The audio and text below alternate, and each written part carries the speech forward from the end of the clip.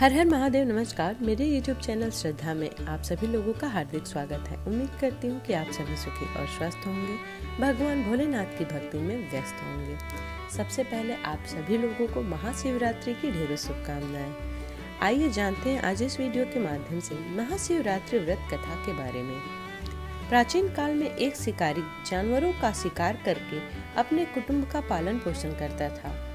एक रोज वह जंगल में शिकार के लिए निकला, लेकिन दिन भर भाग दौड़ करने पर भी उसे कोई शिकार प्राप्त न हुआ। वह भूख प्यास से व्याकुल होने लगा। शिकार की बाट निहारता निहारता वह एक तालाब के किनारे बेल वृक्ष पर अपना पड़ाव बनाने लगा।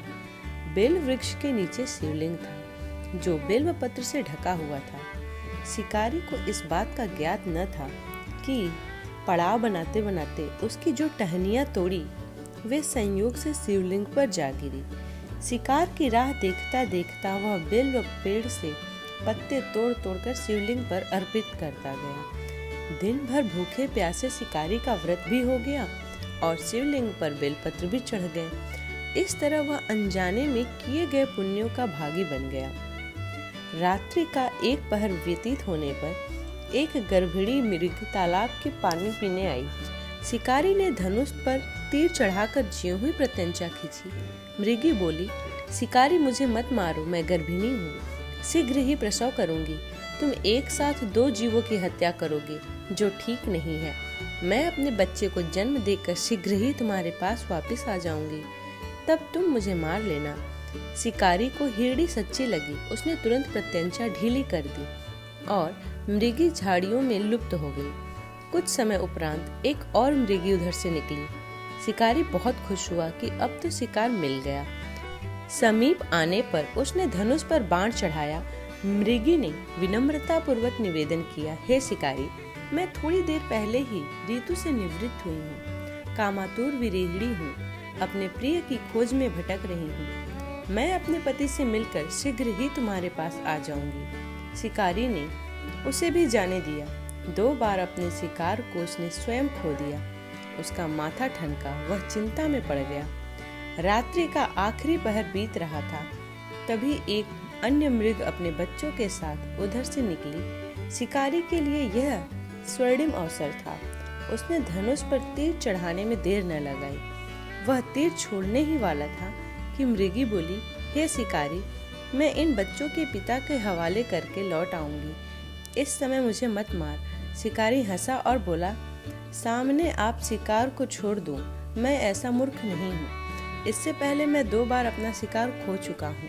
मेरे बच्चे भूख प्यास से तड़प रहे होंगे। उत्तर में मृगी ने फिर कहा, जैसे तुम्हें अपने बच्चों की ममता सता रही है, ठीक वैसे ही मुझे भी अपने बच्चों की चिंता है। इसलिए सिर्फ बच्चों के नाम पर मैं थोड़ी देर के लिए जीवन दान मांग रही हूँ। हे शिकारी, मेरा विश्वास कर, मैं इन्हें उनके पिता के पास छोड़कर तुरंत लौटने की प्रतिज्ञा करती हूँ। मृगी का दिन स्वर सुनकर शिकारी को उस पर दया आ गई। उसने उस मृगी को भी जाने दिया। शिकार के अभाव में बेल वृक्ष पर बैठा शिकारी बेल पत्र तोड़ तोड़ कर नीचे फेंकता। पाँव फटने की हुई तो एक हष्ट पुष्ट मृग उसी रास्ते पर आया। शिकारी ने सोच लिया कि इसका शिकार यह अवश्य करेगा।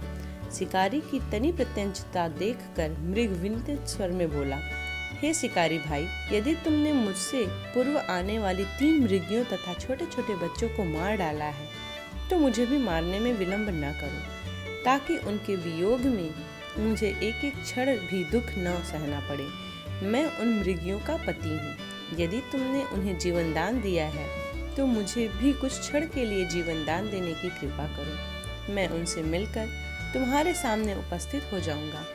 मृग की बातें सुन के ही शिकारी के सामने पूरी रात की घटना चक्र घूम गई। उसने सारी कथा मृग को सुना दी। तब मृग ने कहा, मेरी तीनों पत्नियों जिस प्रकार प्रतिज्ञाबद्ध होकर गई हैं, मेरी मृत्यु से अपने धर्म का पालन नहीं कर पाएंगी।